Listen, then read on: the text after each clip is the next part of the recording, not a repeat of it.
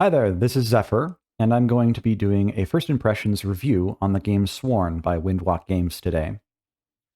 So Sworn is an upcoming roguelite game inspired by Hades. You can play it solo or in a group of 4 people, and it is currently expected to be PEGI 16.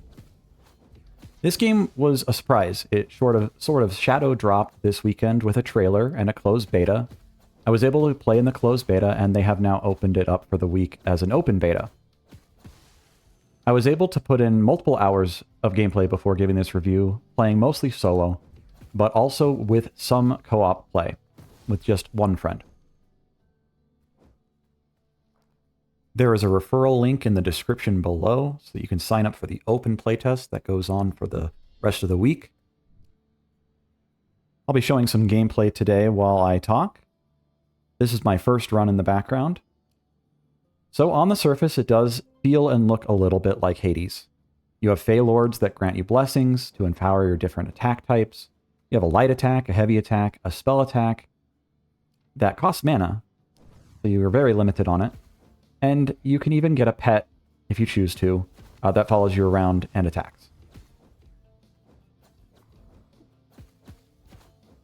This game is a little bit slower and more methodical in its actions than Hades is. It's definitely a bit harder, especially at the beginning. Enemies have a lot of health. You're new to the game, but there is a strong progression curve in it.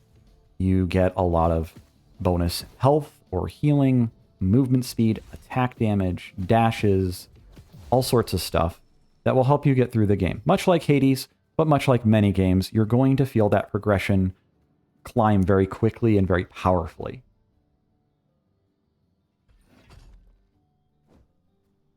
So there are room challenges and events similar to Hades.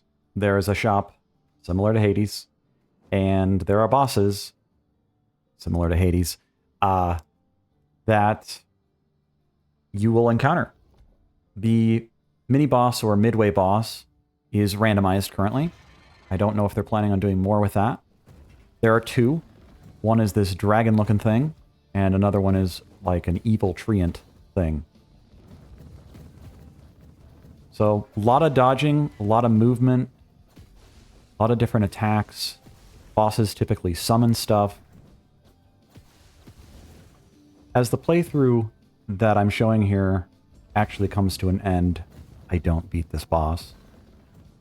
I just want to talk about a little bit of what the game entails elsewise.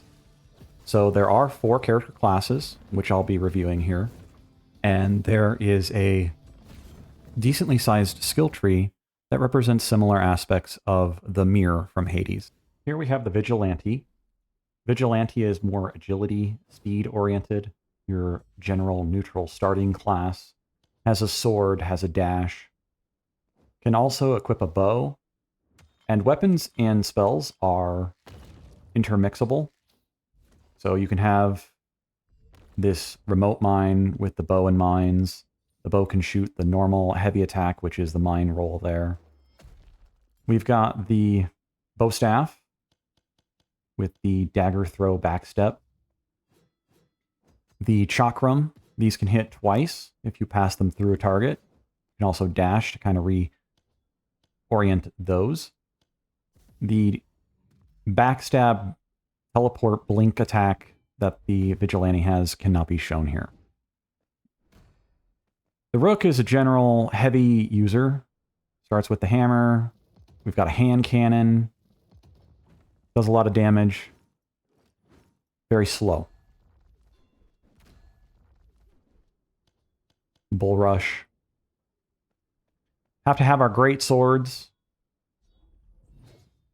The great sword can be charged up. And then there's a jump attack that you can aim. That's the spell.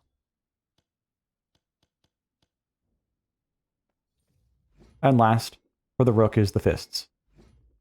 They're heavy hitters, and they can be charged up.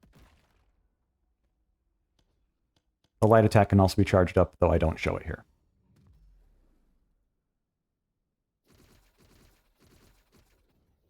The Spectre, your generalistic mage class, shoots orbs and black holes and things. Laser beams for the spell.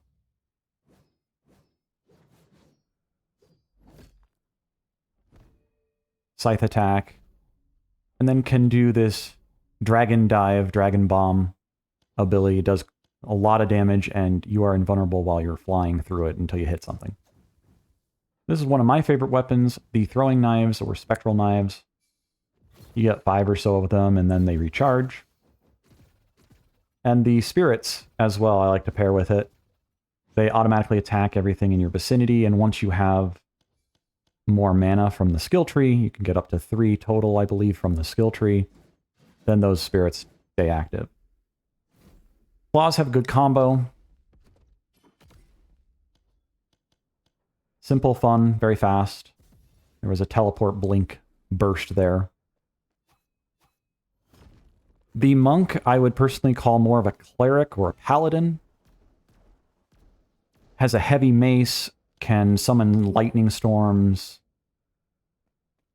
Has a magical staff that shoots, I don't know what you want to call that, orbs, arcane bolts.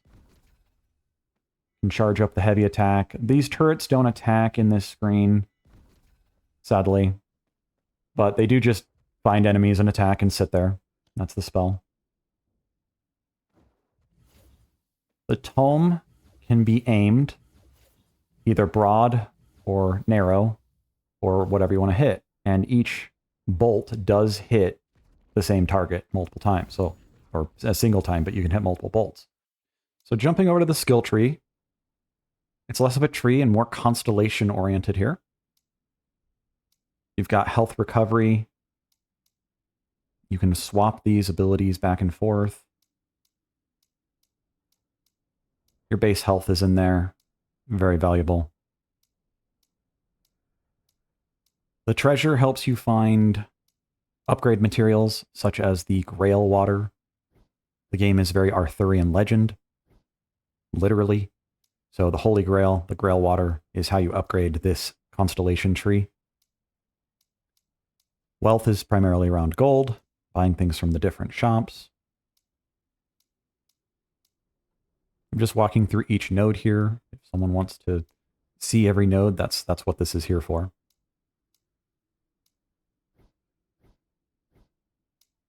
War is very powerful to take early on. The first node of war is a second dash. And you also have movement speed in there. 5% times 2 in the front. Very powerful early on. There's another 15 at the back end there for 25 total movement speed. Devotion is just manipulating odds. This allows you to get different rarities easier. Then we also have the ability to reset all of the nodes that you've researched. I don't know if this is limited to the playtest or if this is something you can actively do in the future. I hope you can actively do it in the future, which allows you to just reset any of the individual constellations. So here's another recent run. I'll be showing off the first major boss of the first dungeon at the end here. While this is playing, I'm just going to give a final summary of my thoughts. Some pros are that the game is difficult. The game has a good progression curve, but it is not the easiest thing in the world.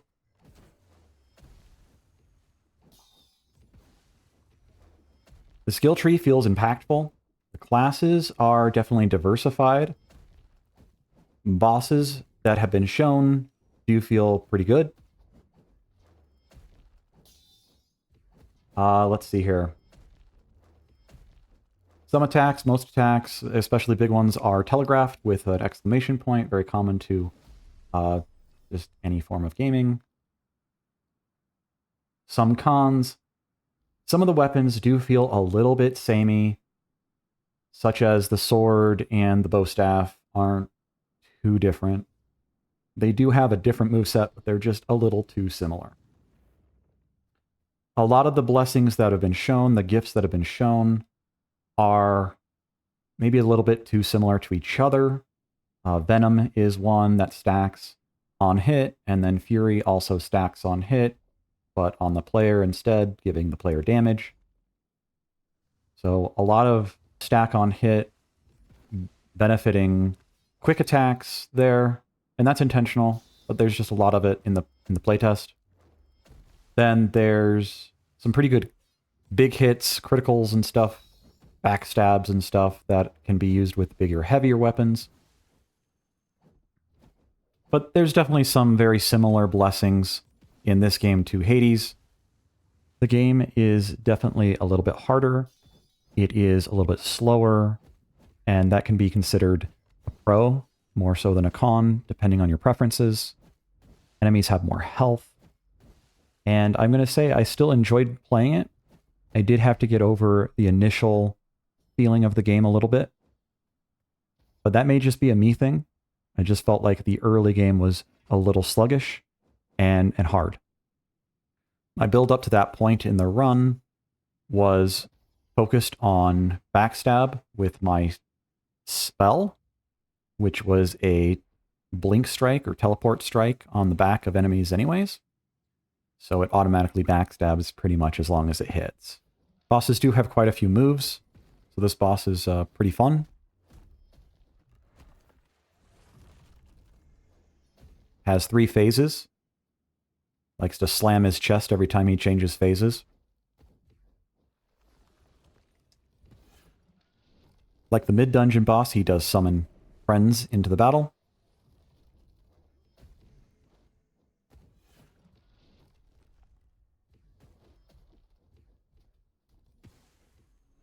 So this is the 3rd phase here. As I mentioned before, there is a link below in the description for you to be able to get into the open playtest this week. It just goes on this week right now. Thanks for stopping by and watching my review. Hopefully it was insightful, helps you understand what this game is about, how it plays mostly, and what it can do. And as always, if you enjoyed this content, please like and subscribe. I do cover more game mechanics focused ramblings, so be prepared for that. Thanks again for watching.